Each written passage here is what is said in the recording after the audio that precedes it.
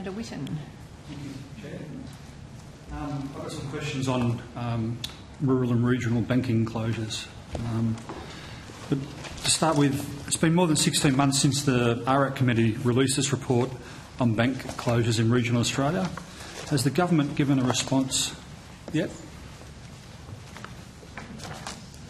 So, Lynn Kelly, sorry, I've already done that. The government hasn't formally responded to the recommendations of the task force. Sorry, I'm quite deaf, so you might have to yell a little bit. So I'm too. No, the government hasn't formally responded to the recommendations of the task force. However, the government has taken the recommendations in consideration in a number of the initiatives that have been announced subsequently. For instance, there was an announcement in February the government made around a moratorium on major bank branch closures in regional and remote Australia. Likewise, the government announced in February commitments from the majors to renew their contracts with Bank at Post. Yep. Likewise, I'll come to that if that's okay. Yep. The RAC report recommended an expert panel be commissioned to investigate the feasibility of establishing a government bank. Has Treasury considered the recommendation? We have provided a summary of the recommendations to the government. Considering a government bank? So we have, as often is the case after a report is handed down, we provide a summary of those to the government. We haven't provided advice in relation to that recommendation. Okay.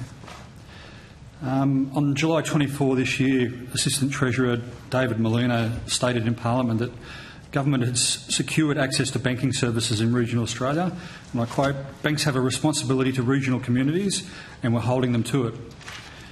That was 3 weeks after Bendigo Bank announced the closure of 10 branches, including 5 that are the last banks in town.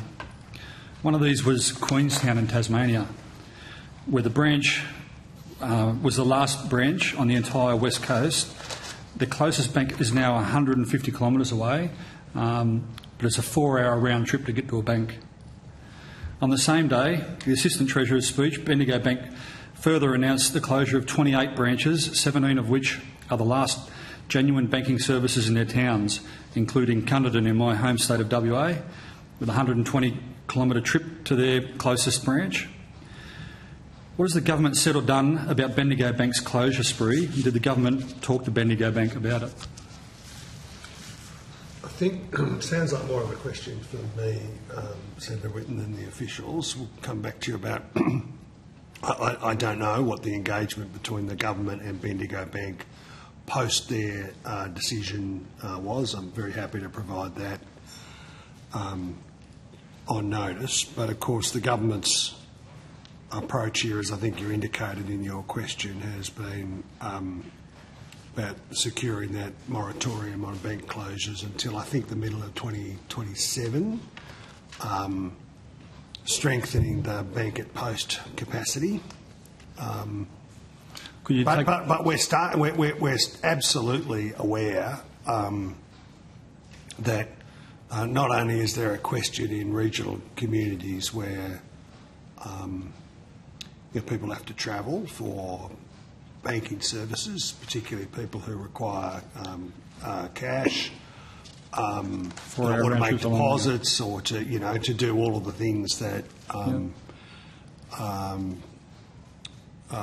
people have a legitimate expectation that they are able to do. But of course, the decades of bank closures that happened prior to that mean that not only are people apprehensive in communities about what a closure might mean for them, but there are people who are experiencing challenges in this area and have been for quite some time. So the Bank at Post reforms are designed to strengthen, doesn't completely resolve all of those questions. And then the moratorium is an important step too, and government will continue to examine the approach here.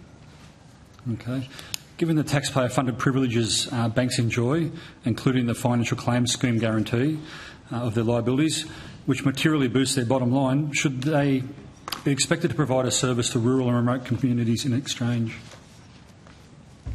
Senator that's asking for an opinion. I would just note we do have a major bank levy that applies to the 5 biggest banks in Australia, and partly reflects, some ways that you can think about it as relates to the market perception that they'll be seen as too big to fail. So there is a mechanism in the system that actually levies the major banks.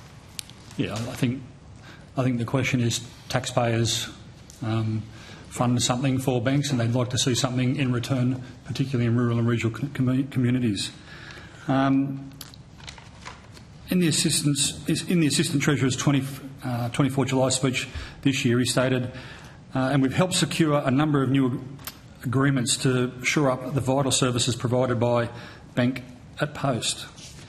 This was a reference to the deal announced in February that ANZ would sign up to Bank at Post and be accessible by October 1. That hasn't happened. Why?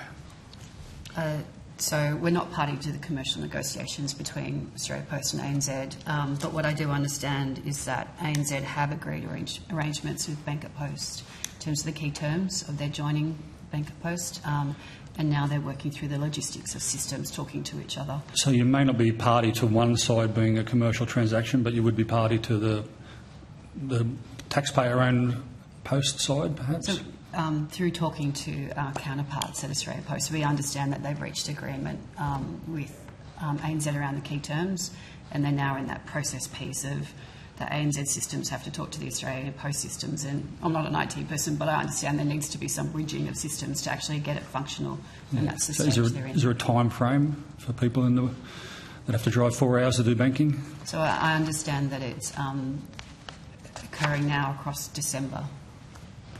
December? Yes, again, but I'm not party to the commercial arrangements, so it's my understanding of timeframes. The official can only do her best. Obviously the government's watching it closely, but she's trying to relay what is the agreement between those two parties. It's not something that the government is a party to, but it'll be better if it was October. December is better than January. We want to see progress on that agreement being delivered upon, as we do with the range of other agreements that are out there at the moment to try and make sure people get decent services in these towns. Okay. Hundreds of residents of Queenstown called and messaged the Prime Minister and the Treasurer in August, asking them to intervene to save the bank branch. The PM's office referred the messages to the Tasmanian Premier to answer. Who has constitutional responsibility over banking, the PM or the Premier? Sounds like a good question for the Attorney General's Department. We've all got responsibilities, Senator Whitten, and the Government of Tasmania I'd like the Prime Minister will have an active interest in regional development and economic infrastructure in right across northern Tasmania. We're in live discussions with them all of the time about these kind of questions, and I reckon that the Premier would have been delighted to receive that correspondence, and we'll look forward to hearing about his response. Look, lastly, it's more of a statement than a question. The people on the west coast of Tasmania are driving 4 hours for banking. The Shire of Ashburton has no banking. There's so many small towns around the country that are looking for some assistance. I'd suggest that if we could put the pedal to the metal on this Bank at Post issue, it would be appreciated by many, many Australians. Thank you, Chair. If there's anything additional that we can provide in terms of where Bank at Post is up to, we'll do that. Thank you. Thank you. Thank you.